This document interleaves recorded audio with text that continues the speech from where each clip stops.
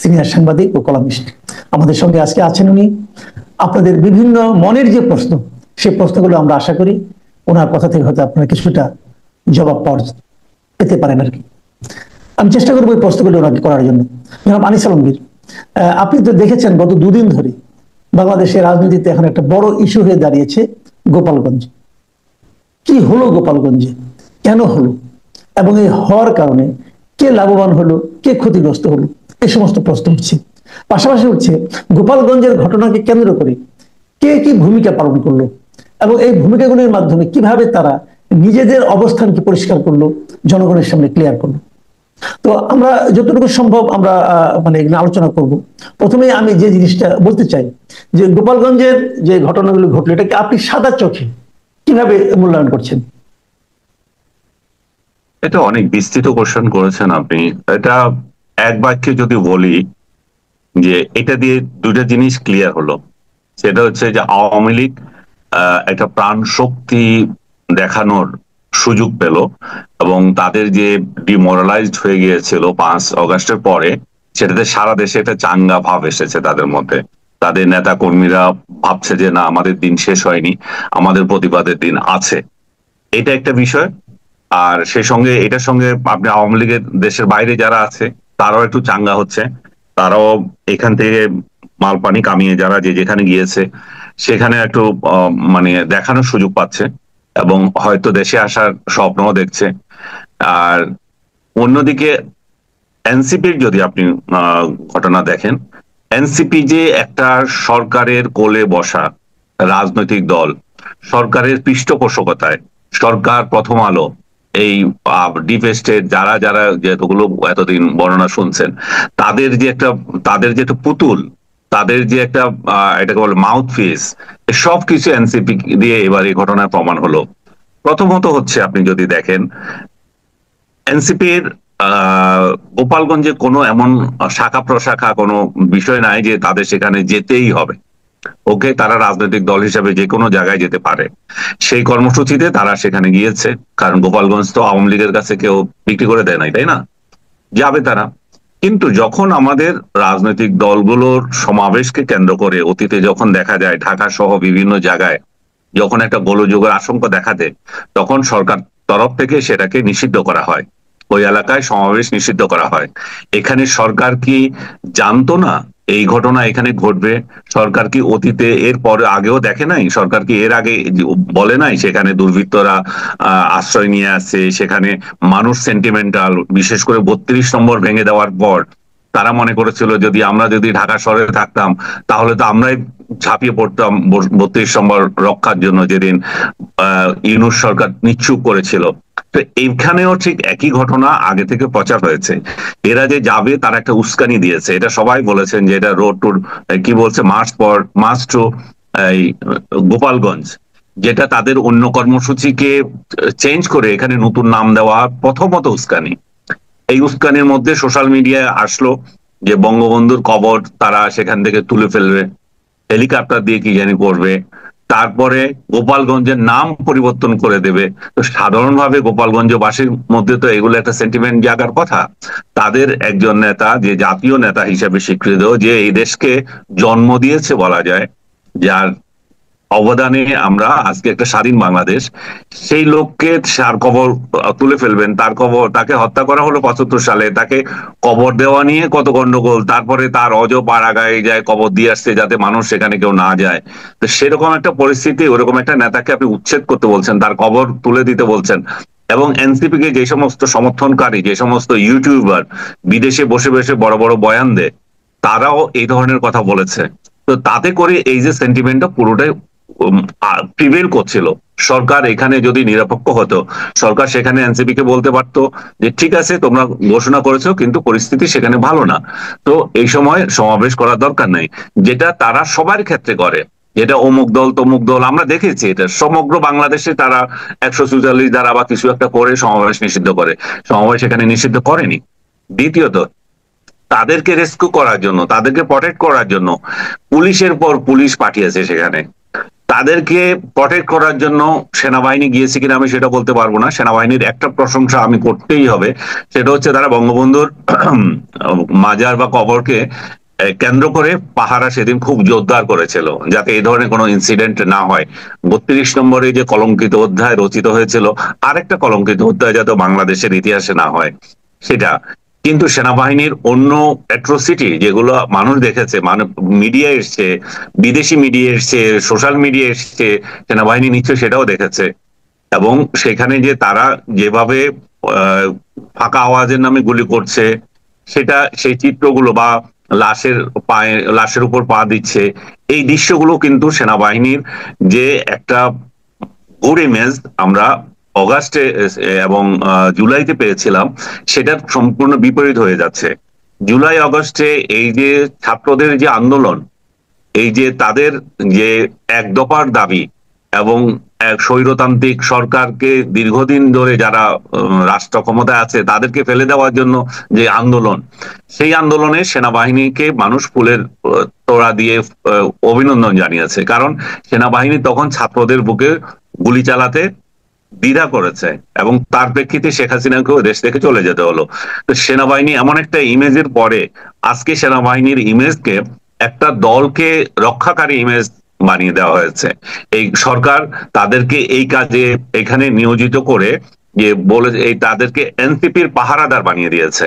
এটা সেনাবাহিনীর ঊর্ধ্বতন কর্মকর্তারা কিভাবে আমার বক্তব্য নেবেন জানি না, আপনারা নিজেরা পর্যালোচনা করে দেখেন, সোশ্যাল মিডিয়া দেখেন, ইভেন আপনারা যেই প্রেস রিলিজ দিচ্ছেন সেখানে মানুষের কমেন্ট দেখেন, তাতেও বুঝতে পারবেন যে আপনাদের প্রতি মানুষের কি ধারণা ছিল আর এই গোপালগঞ্জ দিয়ে কি ধারণা হয়ে গেল। তো গোপালগঞ্জ দিয়ে সেনাবাহিনীর ইমেজে আমি মনে করি যে সরকার একটা কলঙ্কের দাগ দিয়েছে। পুলিশের তো দাগ দিয়েছেই, পুলিশের আরেকটা ইমেজ বের হয়ে আসছিল। মানুষ যখন ভেবেছে পুলিশ হচ্ছে সরকারের দাস, তারা সরকার যে নির্দেশ দেবে সেটা পালন করবে, এটাই ছিল কথা। তো সেই নির্দেশ পালন করতে গিয়ে তারা জুলাইতে অগাস্টে যে মারা গেল, তাদেরকে যে সরকার তাদের এই মৃত্যুর কোনো বিচার হবে না, ইন্ডেমনিটি দিয়ে রাখলো, এটাতে আমরা অনেকেই সমালোচনা করছি যে কোনো হত্যাকে কিভাবে ইন্ডেমনিটি দিয়ে রাখা হয়। কিন্তু এই গোপালগঞ্জে গিয়ে পুলিশ প্রমাণ করলো যে আসলে পুলিশের চরিত্রে কোনো পরিবর্তন হয়নি এবং সেই জুলাই আগস্টে যে চরিত্রে ছিল এখনো সেই চরিত্রের আছে। যেই লোকগুলোকে হত্যা করলো তারা, আমি জানি না তাদের মধ্যে কয়জন সশস্ত্র ছিল। আমার কাছে কালকে রাতেও কান্নাকাটি করে একটা পরিবার থেকে বলল যে ছেলেটা একটা সোহেল নামে একটা ছেলে, যে মোবাইলের দোকানদার, সে দোকান খুলতে গিয়েছে, পকেটে তার চাবি খুলতেছে, ওই সময় তাকে ধরে মেরেছে, গুলি করে মেরেছে। তো এটা যদি সত্য হয়ে থাকে, আরেকটা ছেলে ইমন বা এরকম তার ফ্যামিলি থেকেও এই ধরনের অভিযোগ। এই যে আরেকটা ছেলেকে পুলিশ গ্রেপ্তার করেছে আমরা দেখলাম, তাদের হাতেই আছে, ওই ছেলেটা পরবর্তীতে মৃত বলে প্রচারিত হলো।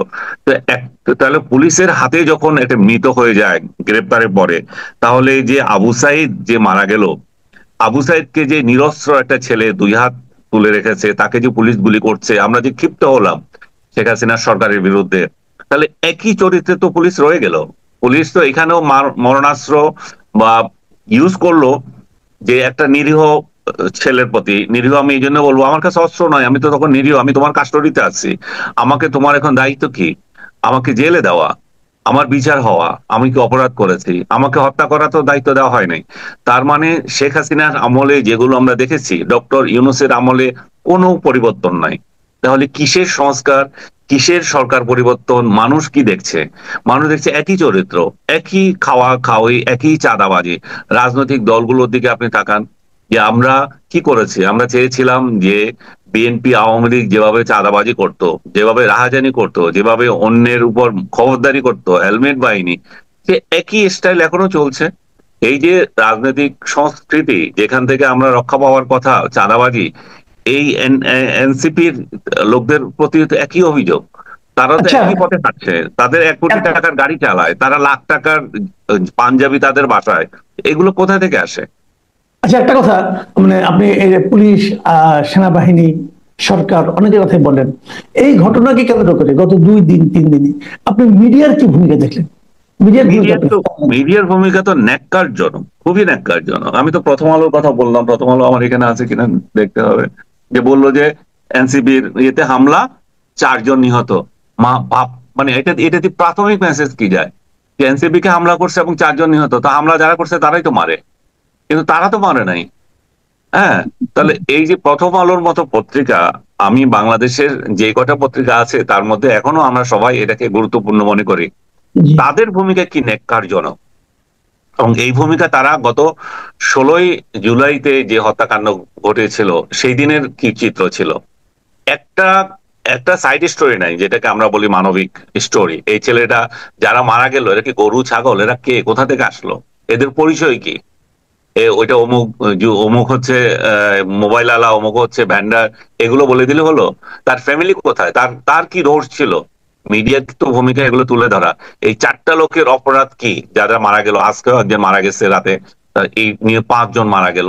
এই 5 লোকের মানবিক কাহিনী কোথায়? আমি বিবিসিতে দেখলাম একটা মাত্র স্টোরি এসেছে, বা তারা সামান্য চেষ্টা করছে। বাকি আমি কাউকে তো দেখলাম না বাংলাদেশের পত্রিকাগুলো। তার মানে শেখ হাসিনার আমলে কথা বলতে পারেন নাই বলছেন, এখন কথা বলতে পারছেন না কেন? এখন কি সমস্যা? সরকার কি বাধা দিচ্ছে? আমি তো সরকারকে অভিনন্দন জানাবো একটা কারণে, যে কথা বলার স্বাধীনতা মানুষ মনে করছে সরকার বন্ধ করে দিয়েছে। না, আপনাকে কি সরকার বাধা দিয়েছে কথা বলতে, মাসুদ ভাই? না, আমি তো বলতেছি, আপনি বলতেছেন। আমি বলছি, তার মানে কি ডক্টর ইউনূস বাধা দেয় নাই? বাধা বাধা হচ্ছে আমাদের মেরুদণ্ডহীন সাংবাদিকরা, আমাদের মেরুদণ্ডহীন মালিকরা। এরা দুর্নীতিবাজ, এদের অনেকের কোটি কোটি টাকার সম্পদ, অবৈধ উপার্জন, এবং আমাদের এই অবৈধ সাংবাদিক যাদের কোটি কোটি টাকার অর্জন আছে, যারা অবৈধ উপায়ে শেখ হাসিনার আমলে অর্জন করেছিল, দেশে বিদেশে এখন পালিয়ে আছে, তাদের সমস্যা কথা বলতে। এরাই আবার আমরা যে কথা বলছি শেখ হাসিনার পক্ষে চলে যাচ্ছে, অনেকে মনে করছে কথাগুলো, এই সুযোগ নিয়ে এরাই আবার দেশে আসবে শেখ হাসিনার সঙ্গে, এবং শেখ হাসিনার সঙ্গে লুটিপুটি খাওয়ার জন্য এরাই খাবে। তাহলে বিষয়টা কি দাঁড়ালো? দাঁড়ালো যে সরকার মিডিয়ার উপর যে হস্তক্ষেপ করছে, আমি মনে করছি না। মিডিয়া নিজে সেন্সরশিপ আরোপ করছে, মিডিয়া দুর্নীতিবাজরা নিজেরাই চুপ হয়ে আছে। এখানে হচ্ছে সমস্যা। প্রথম আলোর উপর, প্রথম আলো যদি সত্য নিউজ করে, এখানে প্রথম আলোর ওইখানে কি জিয়াফত করতে যাবে কেউ? যে আরেকটা জিয়াফত করবে যে তোরা এটা করছিস কেন? তার মানে কি তাহলে প্রথম আলো জিয়াফত আলাদাকে ভয় পায়, তাই না? প্রথম আলো এনসিপি কে ভয় পায়।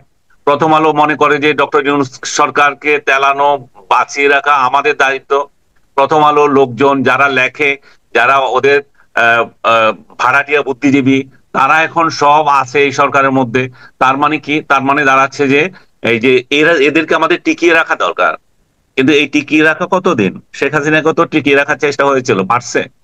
আপনি আচ্ছা, যখন এমন অবস্থায় আপনি আপনি যখন আমাকে বলেন, হ্যাঁ, সব মিলিয়ে যা দেখলাম আমরা, যা বুঝলেন আপনি গত 2 দিনে ওখানকার ঘটনা, ঘটনার পর প্রতিক্রিয়া, সব মিলিয়ে যা বুঝলেন, এখন আপনার কি মনে হয় আমাদের আগামী দিনে, সামনের দিনগুলোতে রাজনীতিতে এই ঘটনা কি প্রভাব ফেলবে, অথবা রাজনীতি কোন দিকে যাচ্ছে?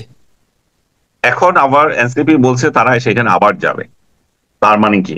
তার মানে একটা গোলযোগের পর আরেকটা গোলযোগ সৃষ্টির তাদের পরিকল্পনা আছে।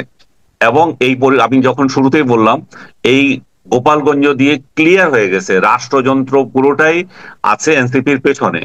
স্বরাষ্ট্র উপদেষ্টা, তারপরে যুব উপদেষ্টা যে আছে, তারা 2 জন সেখান থেকে মনিটরিং করছে। আপনি খেয়াল করে দেখেন, যেন ইরানে হামলা হচ্ছে, মার্কিন প্রতিরক্ষা মন্ত্রী এবং ট্রাম্প 2 জন বসে মনিটর করছে।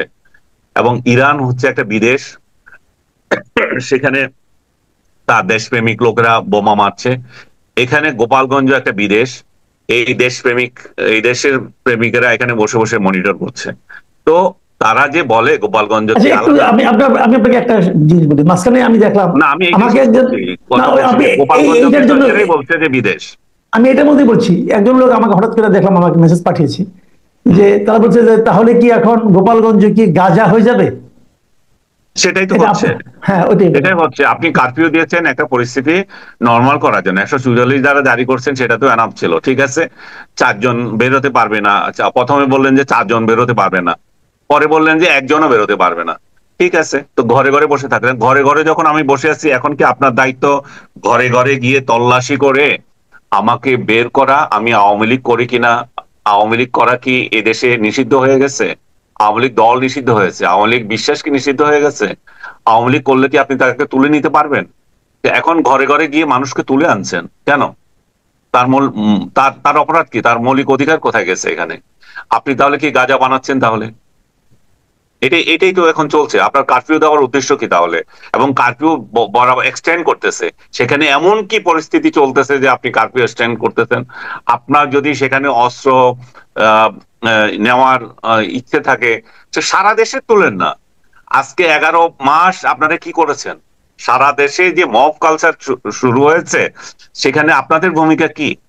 আজকে গোপালগঞ্জ কেন এত ইম্পর্টেন্ট হয়ে গেল? গোপালগঞ্জে কি কেউ কাউকে মারছে, ধরছে দেখছেন আপনি? এখানে গোপালগঞ্জে অন্য দলের লোকেরা কথা বলতে পারছেন না, তাদেরকে মেরে ফেলেছে, কেটে ফেলেছে, কিছুই তো হয়নি। তাহলে গোপালগঞ্জে গিয়ে আপনাকে সমাবেশ করতেই হবে কেন? এবং আচ্ছা, একটা সেটা কথা যদি বলি, আপনারা, হ্যাঁ, আমি একটা কথা বলি, আপনাকে একটু স্মরণ করে দিই। এই বছরের ফেব্রুয়ারিতে, এই বছরের ফেব্রুয়ারি মাসে সম্ভবত 19 তারিখে এই গোপালগঞ্জে কিন্তু জামাতে ইসলামী যে মিটিং করে এসেছে, তখন তো এগুলো হয়নি। আমি সেটাই বলছিলাম, গোপালগঞ্জে জামাতে ইসলামী করেছে, আমি শুনেছিলাম চরমোনাই পীরের দলও করেছে। তো তাদের সাথে তো হয়নি। তার মানে এদের সঙ্গে যখন হচ্ছে, হয় এদের এনিমিটি আছে প্রথমত, দ্বিতীয় হচ্ছে যে সরকার চাচ্ছে বা এরা চাচ্ছে এমন একটা গোলযোগ তৈরি করে দিতে, সরকারের মধ্যে সরকার চাচ্ছে এমন একটা গোলযোগ করে দিতে, সরকারের মধ্যে সরকার সক্রিয় আছে, এটাকে কেন্দ্র করে এই গোপালগঞ্জে আওয়ামী লীগকে নিঃশেষ করা। এবং আরেকটা হতে পারে সারা বাংলাদেশে আবার আওয়ামী লীগের উপর অত্যাচার চালানোর আরেকটা মৌকা পাওয়া। এটাও আরেকটা হতে পারে যে এই পরিস্থিতি তৈরি করে ইলেকশনকে পিছিয়ে দেওয়া, বলা যে ইলেকশন পরিস্থিতি নাই আর। সবকিছু হতে পারে। সরকারের ভূমিকা হচ্ছে ন্যাক্কারজনক, সরকারের ভূমিকা হচ্ছে বেহায়া ধরনের।